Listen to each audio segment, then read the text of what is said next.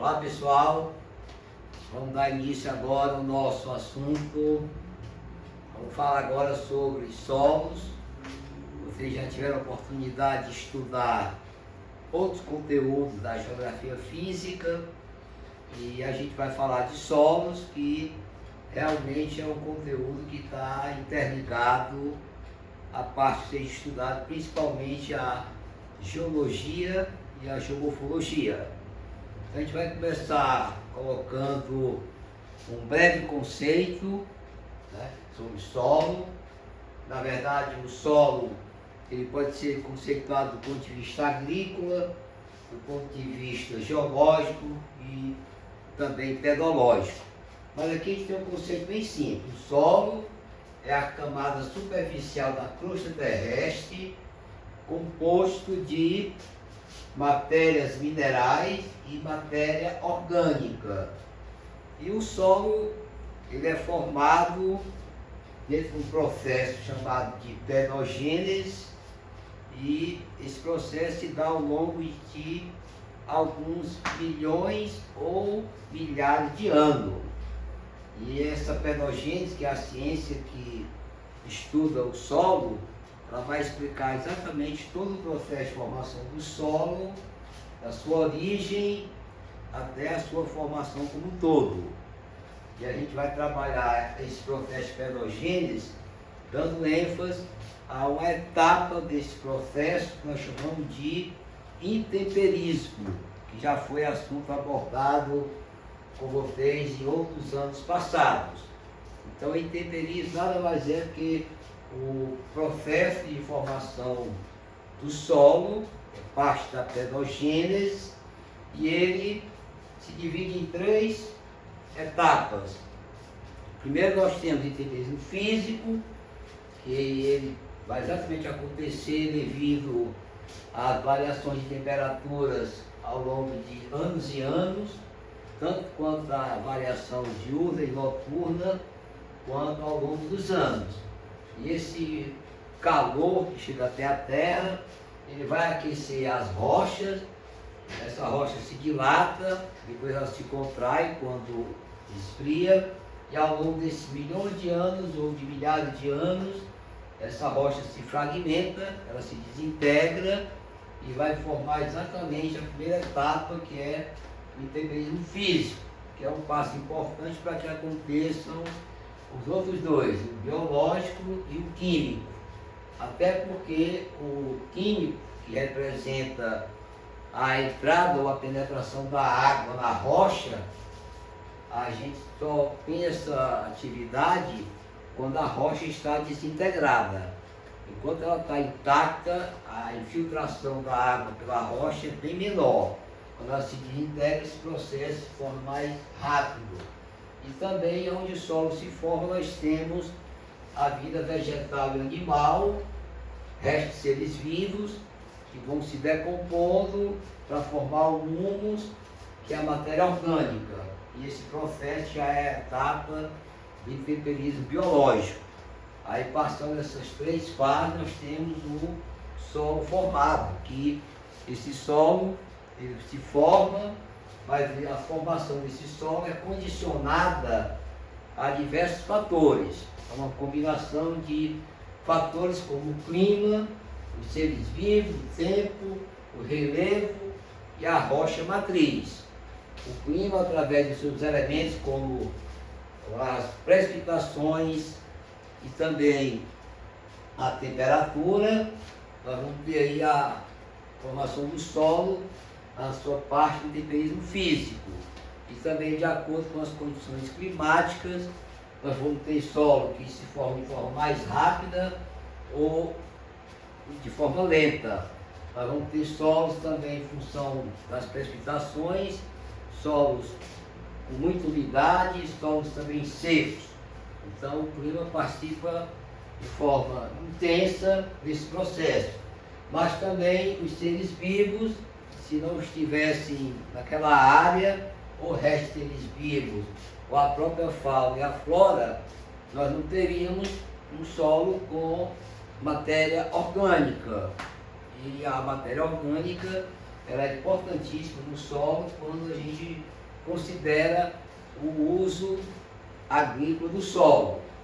Temos também a rocha, que ela tem minerais, a matéria mineral do solo é exatamente as rochas que se desintegram, que formam o solo, e dependendo do tipo de rocha, seja ela magmática, sedimentar ou metamórfica, nós vamos ter diversos tipos de solos com características diferentes. Um exemplo, nós temos o solo do tipo terra roxa, que é um dos mais falados no Brasil por conta do referencial histórico da cafeicultura e também por conta da fertilidade desse solo. Ele é de origem vulcânica. Você tem lá o basalto e tem também a participação do arenito. E aí você tem um solo que, além de ser um solo muito útil para a agricultura, é um dos mais férteis do mundo e que a gente pode praticar agricultura nessa região e ter excelentes colheitas sem estar pendente de colocar nesse solo adubos, etc. Temos também o fator tempo, que cada solo, dependendo das características do ambiente, do tipo de rocha, nós vamos ter aquele solo que está em processo de formação ou está totalmente formado, já é um solo maduro e assim por diante. Então esses fatores eles agem de forma combinada na formação do solo. E temos também os componentes. Nós já vimos que o solo é composto do fator, o elemento água, e dependendo das condições climáticas, o solo pode ser mais úmido, ou pode ser encharcado, ou pode ser um solo seco. Por exemplo, o sertão nordestino, nós temos solos com pouca umidade, nós temos lá na Amazônia solos com muita umidade, e também nós temos o componente ar, e a quantidade de ar e de água estão relacionadas às condições climáticas. Em regiões de climas úmidos, você tem a participação maior da água e menor do ar. Numa área tipo clima desértico, nós temos o inverso. O solo está composto com maior percentual de ar e menor percentual de água. E aqui nós temos um gráfico que mostra que a média da matéria mineral do solo corresponde a 46% do total desse solo. A água e o ar, em média, cada um com 25%. E a matéria orgânica, em média, de 4 a 5%. São percentuais que variam de acordo com o tipo de solo e as condições climáticas como um todo. E o solo, após estar formado, nós podemos fazer um corte na superfície da litosfera e identificar nesse solo as camadas ou os horizontes. E a partir da análise dessas camadas, vamos também ter condições de identificar os tipos de componentes, minerais ou matéria orgânica, ou os componentes que fazem parte do solo. Então aqui nós temos a primeira camada, que é chamada de horizonte zero, onde inicia o processo de formação do solo. Aqui mais embaixo você tem a camada A, tanto o horizonte zero como o horizonte A são muito ricos em matéria orgânica. A partir do horizonte B, que já é a terceira camada do solo, você vai ter uma menor quantidade de matéria orgânica e uma maior quantidade de matéria mineral. E aí nós temos também o horizonte C e o D, e aqui embaixo a rocha matriz. Aí você tem os componentes que formam o solo com as suas camadas ou os seus horizontes. Aí você observa aqui na foto, né, o horizonte zero, não é O, é zero porque é onde o solo começa o seu processo de formação. Aí aqui você tem a camada do horizonte A, B, C e assim por diante. E aqui nós vamos falar de um problema já que nós identificamos no solo, que é exatamente o processo chamado de lixiviação. Ou seja, o solo, estando ele numa região de muita umidade ou pouca umidade, partir da ocorrência de chuvas, a água da chuva ela segue três caminhos: ou ela evapora, ou ela escoa, ou ela infiltra no solo. Esse processo de infiltração, que é no caso uma lavagem vertical, de cima para baixo, nós chamamos de lixiviação. É exatamente um processo que vai acontecer no solo, onde a partir desse fluxo de água, da camada mais externa para mais interna, ou do horizonte mais interno e externo mais interno, a água vai carregar nutrientes para as camadas mais internas. Mas essa circulação no sentido vertical de cima para baixo acontece também de forma contrária. Assim como a água se infiltra, ela também evapora. Aí o processo já é o processo de capilarização, quando a água circula no solo nesse sentido. Temos também no solo, como a gente já estudou, o processo de laterização, que nada mais é do que um fenômeno que ocorre nas regiões onde o solo, ou a sua matéria mineral, é rica em bauxita, que é o alumínio, e a hematita, que é o minério de ferro. Então esses componentes vão criar, sobre essa camada mais superficial, uma crosta chamada de laterita, uma crosta ferruginosa, e que, digamos assim, ela dificulta o processo de intemperismo biológico do solo. Tanto é que você tem, por exemplo, no Brasil, a região norte, com uma grande biodiversidade. Aí você ia dizer o quê? Que o solo deve ser muito fértil, ter muita matéria orgânica, porque tem muitos seres vivos e restos de seres vivos. Só que a formação da laterita, ela bloqueia esse intemperismo biológico. Então o solo, apesar de toda a riqueza da biodiversidade, ele é de baixa fertilidade em função da laterita, que vai, digamos assim, tornar até esse solo impróprio para o cultivo. Temos também outro problema, que é o da erosão, que é o desgaste do solo, que pode ter causas naturais, a própria ação da natureza, ela vai lapidando o relevo, ela vai provocando erosão desse relevo, inclusive também no solo. Mas nós temos também as ações do homem, as ações antrópicas. E uma das mais graves é o desmatamento e as queimadas, que colaboram muito para acelerar o processo erosivo. Então a erosão, ela passa a ser acelerada quando o homem também intervém através do desmatamento e também das queimadas. Aqui um exemplo: você tem uma região com pouca cobertura vegetal, aqui a chuva, quando ela cai, ela bate direto sobre o solo. Se fosse uma mata densa, tanto o sistema das raízes, que é o radicular, iria proteger o solo, dando mais consistência, como as folhas, a copa das árvores, iria proteger o solo do impacto da chuva. Mas aqui, ele estando descoberto, a água vai escoar de forma livre, ela não vai ter resistência. Se o relevo for acidentado, ela vai escoar com mais velocidade. Aí você vai ter um processo de erosão que começa com pequenos sulcos, que são as ravinas, evoluindo até as bossorocas, que são essas grandes fendas que abrem o solo e, digamos assim, arrasta o que tem de mais importante aqui no caso para a agricultura, que é a matéria orgânica, empobrecendo o solo. Assim também como nós temos essas atividades erosivas nas áreas urbanas, quando o homem interfere, ocupando áreas que são impróprias para a ocupação humana e também provocando desmatamento. Só que nessa situação aqui nas regiões urbanas, nós vamos ter a erosão, e acompanhada a erosão, nós vamos ter também o deslizamento de terras, que aí você vai ter consequências também humanas. Isso é um fato muito comum no Brasil em diversas capitais brasileiras, a exemplo Rio de Janeiro e Recife e outras cidades por aí afora.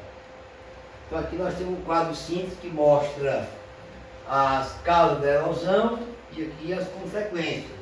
O desmatamento pode gerar o assoreamento dos rios, porque ele permite que a água arraste aquela camada mais superficial do solo, e a tendência da água é buscar os cantos mais baixos do relevo. Logicamente elas desaguam nos próprios rios. Nós temos nas áreas urbanas a questão do asfaltamento, com a impermeabilização do solo e as consequências de enchentes ou inundações, a degradação de mananciais dos rios, que você vai ter o problema da própria desertificação, da redução da umidade, você vai ter o manejo inadequado do solo na agricultura, que vai também provocar erosão, a pecuária, o pisoteio muito intenso dos animais. Então nós temos uma série de situações que levam o solo a essa erosão. Mas também nós já temos aí várias medidas de combate ao problema da erosão. Vamos citar aqui algumas que são importantes, que a gente vai observar daqui a pouco, que são abordadas nos vestibulares.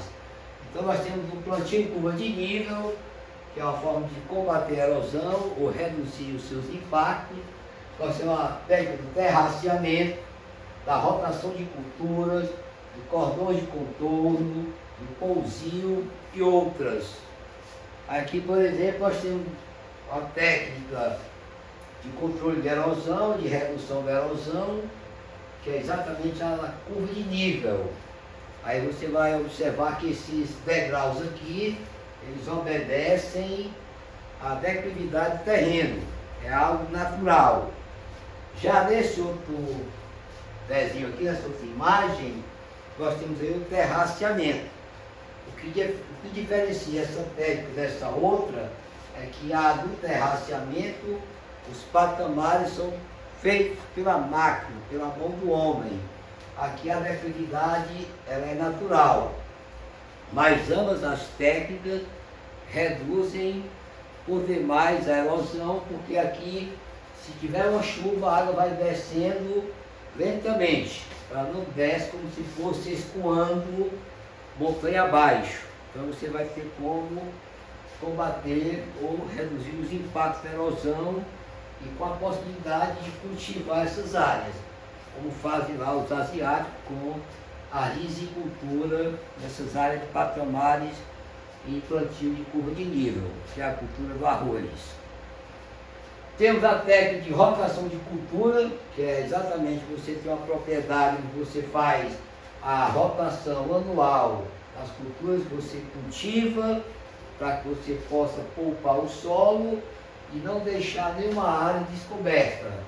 Porque aquele solo está totalmente limpo, sem vegetação, sem pastagem ou sem uma cultura, ele está mais suscetível à erosão.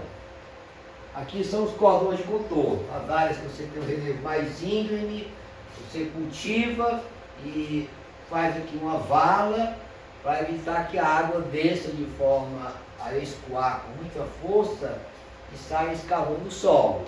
Então aqui é uma técnica para você também combater a erosão, digamos assim, evitando que a água arraste tudo pela frente. Ela vai descendo aqui por essas valas, que são sulcos no solo, que permite o escoamento superficial e com menos dano a essa parte mais superficial do solo. Também podemos combater a erosão com reflorestamento, que já é você plantar uma área que já foi removida a vegetação, mas é uma solução para longo prazo. E também, quando é feito reflorestamento, geralmente você coloca só um tipo de espécie vegetal. Se de repente você desmatou uma área que era de várias espécies vegetais e refloresta apenas com uma. E o tempo que aquela área vai ser restaurada é muito longo. E se você combate a erosão, você evita que área chega a danos maiores. Agora também outro problema do solo é a questão da acidez. Os solos ácidos são muito comuns em regiões tropicais, a exemplo do Brasil e principalmente a região centro-oeste brasileira, que é uma área muito importante do agronegócio e que também a agricultura, as tecnologias da agricultura já encontraram saída para essa questão da acidez. Então nós vamos ter os solos ácidos em função do seu próprio processo de formação, o próprio intemperismo, ele, através da sua atuação, das mudanças que ocorrem com a rocha, que contém minerais e sais, que vai gerar também essa acidez. Digamos assim, aí para o cultivo daquele solo é preciso ter um pH ponderável para os tipos de cultura. O solo nem pode ser muito ácido, nem também chegar a um pH muito alto ou muito baixo. Em média, você teria que trabalhar com o solo nesse intervalo, entre 7 até 5. Se for de mais ou de menos, a gente vai ter problemas quanto à produtividade da agricultura. Em determinadas culturas, ela nem se desenvolve. Aí aqui nós temos a saída, né, que é a técnica da calagem. Você usa o calcário e corrige essa acidez. Além de você conseguir elevar o pH do solo, você vai reduzir também o risco de plantar e não ter uma boa cultura, até porque essa calagem vai aumentar a produtividade e vai dar melhor condição de desenvolvimento das culturas cultivadas na área. Então você tem, para corrigir essa acidez, essa técnica é a calagem ou também usar o gesso. A mais usada no Brasil é a técnica da calagem, que você vai alterar o pH do solo. Também outro problema que o solo enfrenta é o da salinização. Nós temos aí solos com um nível de salinidade muito alto. Isso dificulta também o cultivo desse solo, ou o aproveitamento da água nessas regiões que os solos são salinos. A exemplo do sertão nordestino, nós temos esse problema de salinidade, como em outros lugares do mundo. E essa salinização pode ser também resultado do temperismo das rochas, que nessa atividade você tem a liberação de sais, ou a ação do homem, quando ele pratica a agricultura irrigada, ele pode estar trabalhando com a água que tem presença de sais, ele pode usar uma técnica agrícola de irrigação que gasta muita água, quanto mais água na cultura, se essa água tem sais, maior risco de aumentar essa salinidade. Aí você pode encontrar no solo sulfato de magnésio, sulfato de sódio, o cloreto de sódio, além de outros sais como carbonato de sódio, o cloreto de magnésio, carbonato de cálcio e outros. Agora vamos passar rapidinho pelos tipos de solo no Brasil, depois a gente vai falar um pouco das questões tanto da espécie como do Enem. Então, basicamente, no Brasil nós temos várias categorias de solo, várias classes, mas sempre a gente faz referência àqueles 4 tipos mais comuns, que são os solos das baixadas dos rios, ou das vazantes, são os solos aluviais. Geralmente essas áreas próximas aos rios, você tem um solo com muita argila e menos areia. São solos que, mesmo que não sejam tão férteis, eles têm um excelente aproveitamento agrícola. Isso porque você tem também associado ao solo a presença de água, que é outro componente importante para a atividade agrícola. Aí nós temos o solo do tipo de aluvião, a região plana, eles ocorrem exatamente próximo ao leito dos rios, daí se praticar a chamada agricultura de vazante. Temos aqui o solo terra roxa, que é um referencial histórico da nossa cafeicultura. é um solo de origem vulcânica, porque é formado de basalto, mas também o basalto combinado com a rocha sedimentar, que é o arenito. Então você tem uma rocha magmática e uma rocha sedimentar para formar o solo chamado terra roxa, que é um excelente solo também para a nossa atividade agrícola. Desde a época da cafeicultura até os dias de hoje nós temos essa área intensamente cultivada.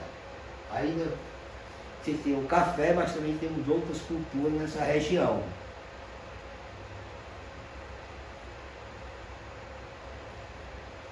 Temos o solo massapê, que também lembra um pouco da nossa história, quando a gente fala aí da agroindústria açucareira. Também é um solo muito bom do ponto de vista agrícola. Essa região que nós temos o solo de massapê, que também é um solo argiloso, orgânico, excelente para a cultura da cana-de-açúcar. Essa região é a zona da Mata Nordestina, que se estende do sul do Rio Grande do Norte ao norte da Bahia. É aqui que nós tivemos a cultura da cana-de-açúcar e outras atividades também na agricultura, que veio da época da colonização até os dias de hoje. E temos também o salmourão, que é um solo também, apesar de pouco fértil, tem uma utilidade agrícola muito grande. Hoje a gente fala muito de fertilidade, mas as tecnologias da agricultura permitem a gente fazer milagres com o solo. Porque você tem os adubos, você tem fertilizantes, você tem uma série de tecnologias que a dependência do solo em relação à cultura tem sido cada vez menor. Então, antes, alguns séculos atrás, para plantar, tinha que ter, no princípio, um solo fértil, bom para a agricultura, bom para o plantio. Hoje as tecnologias permitem a gente transformar áreas que antes não tinham nenhum potencial agrícola em áreas com uma elevada produtividade agrícola. Aí nós temos várias classes de solo, as mais referenciais no Brasil são os latossolos, os agissolos, leossolos, pistossolos e leissolos. Aqui você tem exatamente as classes que nós encontramos os solos de maior abrangência em termos de área e também de utilização para o nosso agronegócio. Nós vamos ver aqui algumas questões que tratam desse assunto. Por exemplo, o Enem 2017. Aqui diz assim: o desgaste acelerado sempre existirá se o agricultor não tiver o devido cuidado de combater as causas relacionadas a vários processos, tais como empobrecimento químico e lixiviação, provocado pelo esgotamento causado pelas colheitas e pela lavagem vertical, que é a lixiviação. Aí você vai ter exatamente uma série de situações que levam o solo a uma exaustão, a um desgaste. E aqui ele coloca: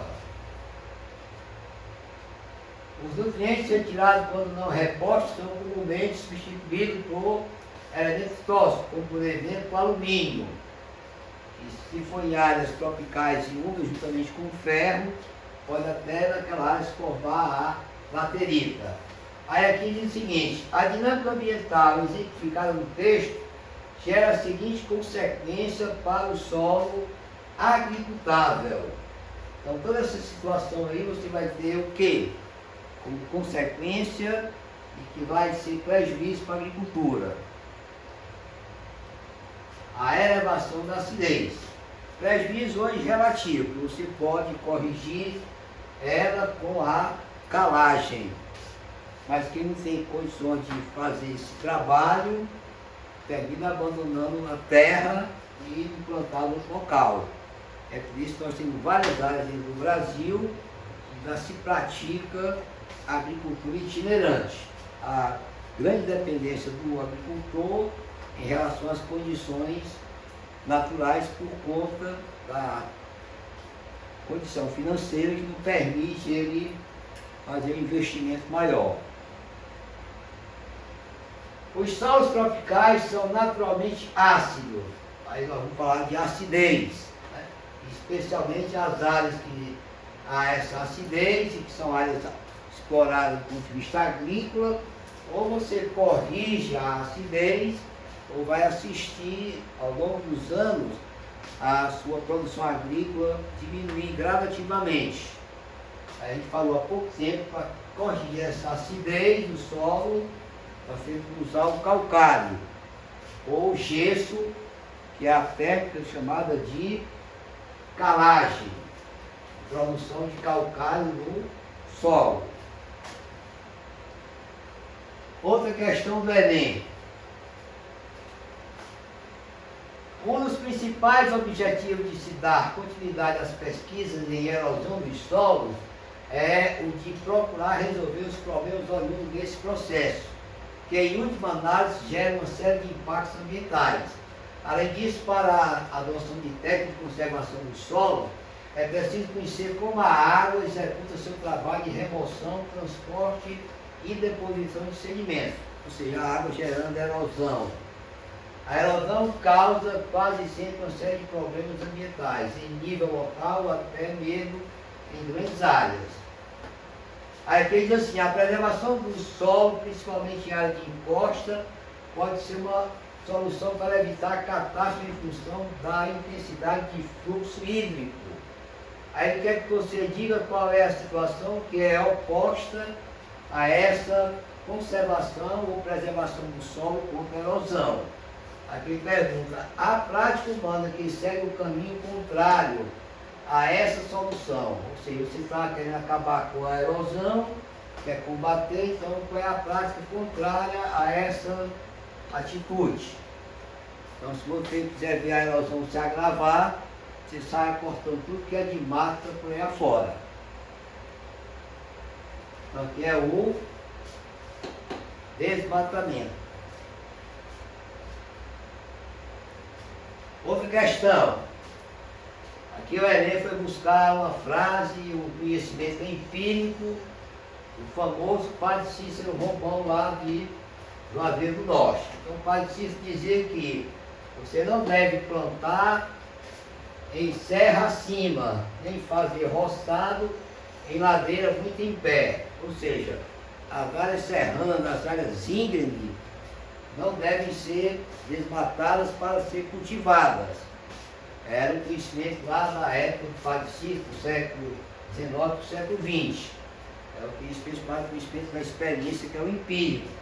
Aí aqui está dizendo que você tem que preservar essas áreas de relevo íngreme. Do contrário, você acelera a erosão cultivando essas áreas. Aqui pergunta, né? Comparando o pensamento do Padre Cícero com o atual conhecimento científico, ou seja, o conhecimento empírico com o científico, pode-se encontrar elementos de convergência, já que a prática citada contribui primariamente para evitar o quê? O fenômeno da erosão. Então, vamos ver mais uma questão, depois eu vou olhar algumas questões da SpaceX. Pronto. Enem 2003. Aqui você tem uma imagem de uma das técnicas para combater a erosão. Pode ser uma curva de nível ou um terraceamento. Ambas atingem o mesmo objetivo. Ok? Só que o terraceamento, os patamares são artificiais, é obra feita pelo homem, e a curva de nível, você aproveita o declive do terreno. Você não vai construir patamares, mas ambas vão combater a erosão. Aqui diz assim, na imagem visualizamos, ou visualiza-se o método de cultivo e as transformações provocadas no espaço geográfico. O objetivo imediato da técnica agrícola utilizada é, então o que essa técnica vai permitir? Controlar a água que vai descendo aqui de forma lenta, porque se aqui fosse uma encosta lisa, sem esses degraus, a água ia escoar de forma rápida e ia exatamente escavar, gerando o processo de erosão. A opção correta é controlar a erosão laminar. Agora vamos ver aqui algumas questões lá da SpaceX.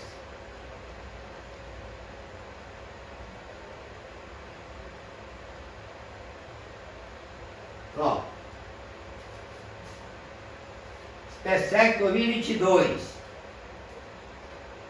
A erosão dos solos é um fenômeno natural que acontece em áreas onde existe certa declividade, ou seja, o relevo, quanto mais íngreme, mais ele vai acentuar a erosão.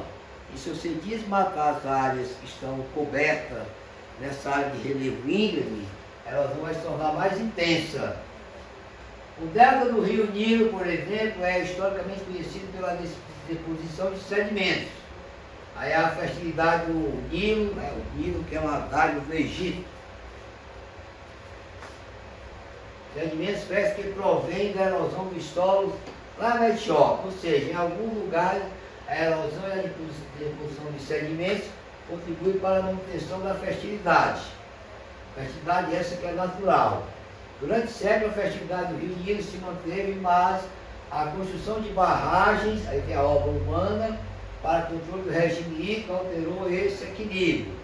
Os problemas relacionados à erosão são agravados quando as taxas de perda de solo, que é consequência da erosão, ultrapassam certos níveis naturais, o que normalmente resulta da falta de práticas conservacionistas.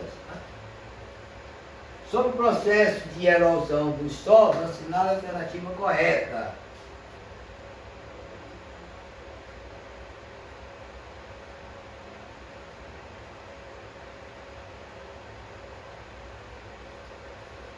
Bem, o texto é muito bonito, fala muito do Nilo, mas ele poderia ter sido removido e a gente ainda responderia a questão.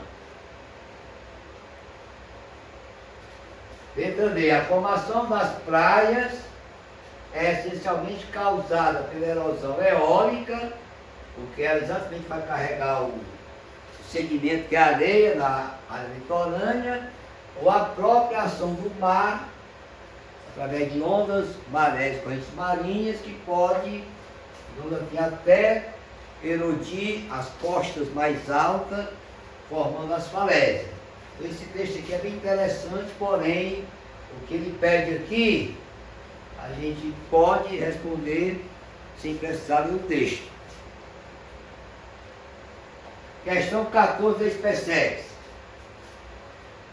Por convenção, é um conceito de uso restrito ao processo de degradação de terra, com danos generalizados ao solo, que ocorre em áreas de clima árido, semiárido e subúmido, no caso subúmido seco.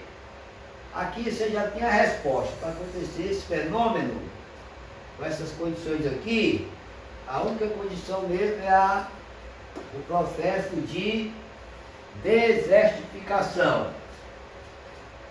Isso aqui é coisa do deserto, mas é em relação à questão do movimento de areia, que é em relação à erosão eólica.